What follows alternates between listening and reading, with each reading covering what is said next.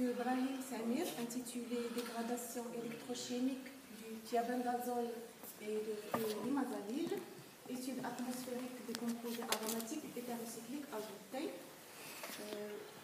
Cette thèse a été réalisée en co-tutelle sous la direction du professeur Rachid Sabri de l'École nationale des sciences appliquées d'Agadir et du professeur Shapir de l'Université de Reims, Champagne, Ardennes, donc en France. Donc, Monsieur Samir, vous avez présenté votre thèse et les membres du jury l'ont évaluée et l'ont donc accepté pour soutenance. Donc, je vous invite donc à nous faire un résumé d'environ 30 minutes. Donc, après, nous allons passer donc à la période de questions. À vous la parole. Merci Madame la Présidente. Messieurs, dames, les membres du jury, bonjour. Chers publics présents, bonjour. Je suis heureux aujourd'hui de présenter devant vous mes travaux de thèse intitulés La dégradation électrochimique du thiabendazole et l'imazalil, étude atmosphérique des composés aromatiques hétérocycliques azotés. Ce travail a été effectué dans le cadre d'une thèse en co-tutelle entre l'Université de Reims-Champagne-Ardenne et l'Université de Agadir. Dans le cadre d'un financement de projet PHC Maghreb, ce travail a été dirigé par Monsieur le professeur Sabri et Monsieur le professeur Shakir. Ce travail traite l'un des aspects des problématiques des pesticides. En effet, l'usage excessif de ces composés a entraîné plusieurs effets néfastes sur l'environnement et aussi la santé humaine. Plusieurs études attestent la présence de ces composés dans l'eau, le sol et l'environnement et l'atmosphère. Ces composés sont introduits directement dans l'atmosphère, principalement par les activités agricoles, pour améliorer le rendement et la production des cultures. Le devenir environnemental de ces composés est très dépendant de leur interaction avec les différents écosystèmes de l'environnement. Donc ce travail fait partie des études qui portent sur la pollution des eaux et de l'atmosphère. Pour cette raison, il me semble intéressant d'étudier et d'approfondir nos connaissances en matière de traitement antipolluant des pesticides. C'est le premier volet de mes travaux de thèse qui porte sur la dépollution des étudiants chargés en pesticides. Sur le plan atmosphérique, il nous semble aussi essentiel d'étudier la réactivité atmosphérique de ces composés.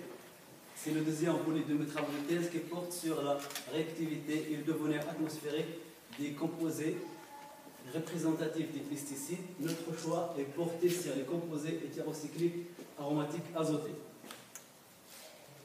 Je compte présenter mon exposé selon le plan suivant. Dans la première partie, je présenterai les objectifs de ces études. Ensuite, je vais décrire le dispositif électrochimique et les résultats et une petite conclusion de cette partie. Dans la deuxième partie, j'évoquerai le contexte et les objectifs de cette partie. Ensuite, je vais décrire les techniques expérimentales et les résultats et une petite conclusion. Et à la fin, je termine par les conclusions générales et les perspectives. La première partie, intitulée Le procédé électrochimique d'opération d'un rejet agricole chargé en thiabendazole et l'imazalil, a pour objectif d'étudier la faisabilité d'une méthode électrochimique directe pour le traitement des eaux chargées en pesticides d'une part, et d'autre part d'optimiser l'efficacité de ce procédé électrochimique en étudiant l'influence d'un certain nombre de paramètres, à savoir la concentration de l'électrolyte support, la température, l'intensité du courant et le matériau d'électrode. Les composés que nous avons choisis dans ce travail sont l'imazalil et le thiabendazole. Ce sont deux fongicides qui sont utilisés pour le traitement des agrumes. Ces deux sont des fongicides systématiques qui sont utilisés largement au Maroc pour lutter contre les maladies des agneaux causées par les champignons. Sur ce diapo, j'ai présenté les structures chimiques de ces composés et aussi les produits commerciaux utilisés. La méthode électrochimique que nous avons choisie pour ce travail, c'est l'électrooxydation, qui permet de réduire les réactifs chimiques en produisant les oxydants directement dans le milieu.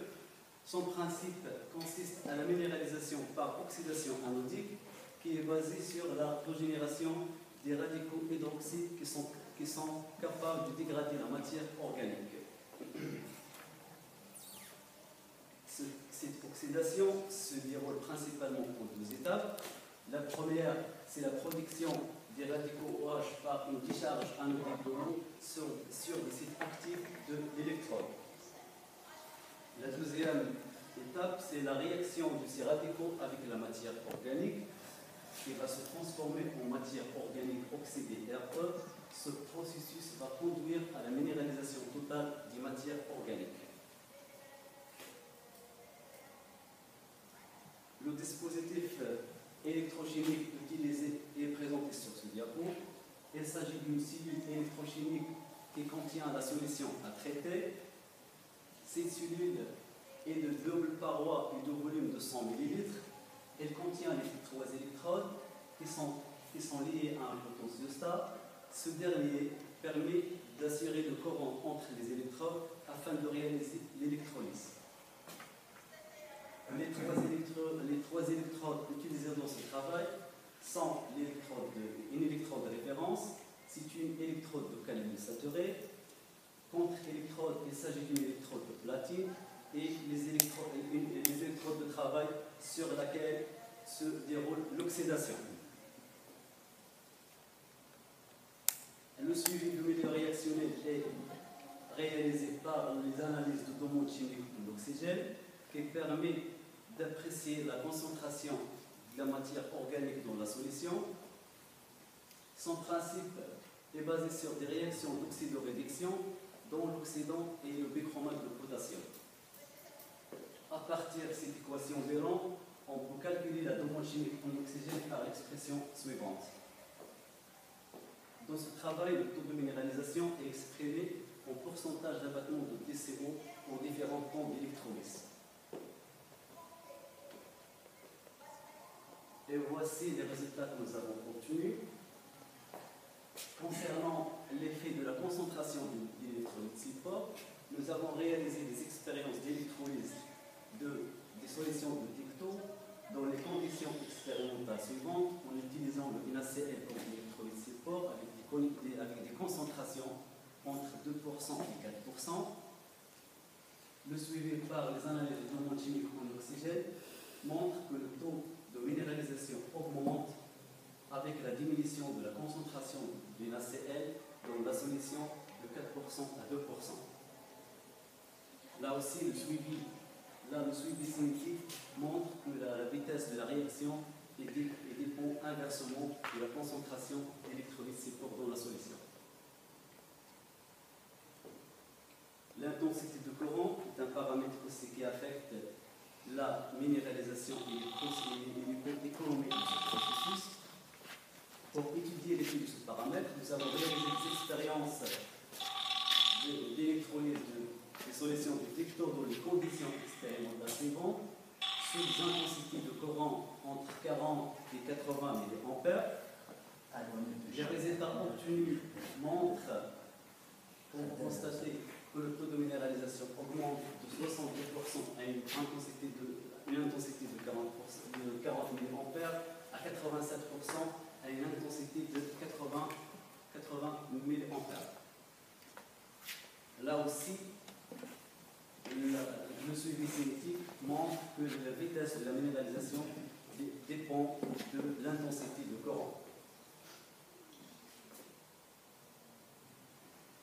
Voyons maintenant l'effet de la température.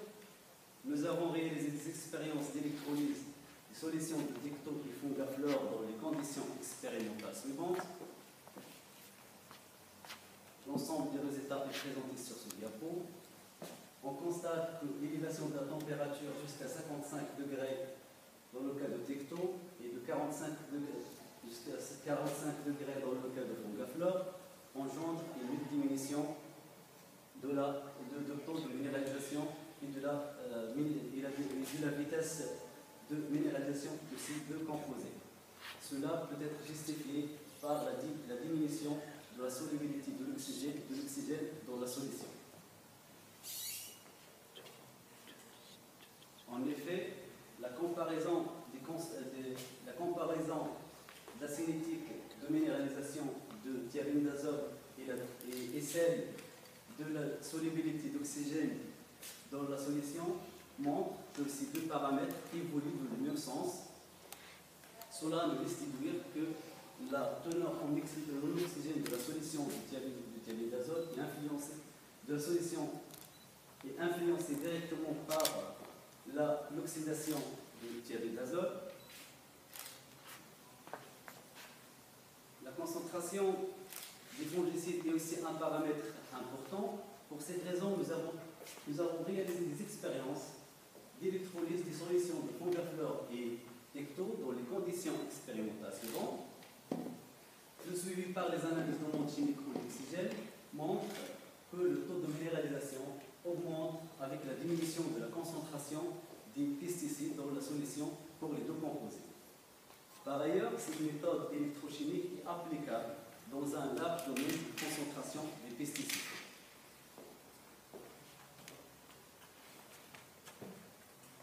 Le dernier effet qu'on a investigué dans ce travail, c'est l'effet du matériel d'électrode. Les solutions de Fongaflor ont été électrolysées en utilisant 3 électrodes de travail, le diamant dopé au bord, l'oxyde d'étain et l'anode stable en dimension. Le suivi par les analyses de dopant chimique en oxygène montre que le taux de minéralisation est de 86% sur le diamant dopé au bord, 60% sur l'oxyde d'étain et de 40% sur la DSA. Le suivi cinétique aussi montre que ces réactions suivent une cinétique de premier ordre pour toutes les électrodes, sur toutes les électrodes, et que la constante cinétique varie d'une électrode à l'autre. Sur ce tableau, j'ai regroupé les constantes cinétiques et le taux de minéralisation sur chaque électrode, et ils sont comparés au potentiel d'oxydation et sur tension d'oxygène.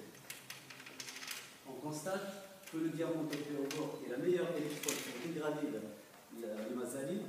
Cela peut être justifié par la production intense des radicaux OH sur cette électrode grâce à sa forte surtension d'oxygène. À partir des résultats présentés dans cette première partie, on a tiré les conclusions suivantes. Une diminution du taux de minéralisation des fongicides avec la diminution de la concentration de chlorure dans la solution. Le coron a un effet notable sur la vitesse de minéralisation des cycles de fongicides. L'élévation de la température a un effet inverse sur la cinétique de dégradation. Cette dernière est influencée par la concentration des pesticides dans la solution.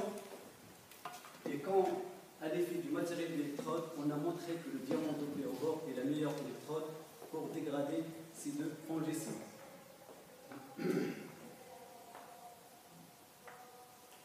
Voyons maintenant la deuxième partie qui porte sur la réactivité atmosphérique des composés hétérocycliques aromatiques azotés. Pour s'affranchir les problèmes de la non-volatilité des pesticides et pour élucider la chimie atmosphérique de ces composés, nous avons opté pour l'étude de la réactivité atmosphérique des composés modèles simples et plus volatiles qui possèdent le même motif chimique que ces pesticides ciblés et qui sont potentiellement des produits de leur dégradation atmosphérique. Notre choix est porté sur les composés hétérocycliques aromatiques azotés. Il faut signaler que la réactivité atmosphérique de ces composés reste jusqu'à ce jour mal connue et les bases de données atmosphériques sont lacunaires.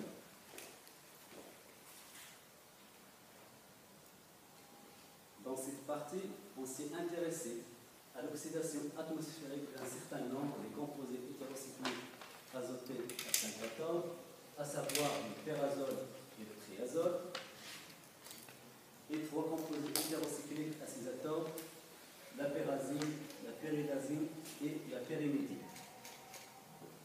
Ces composés appartiennent à une classe importante qui joue un rôle essentiel dans la chimie organique.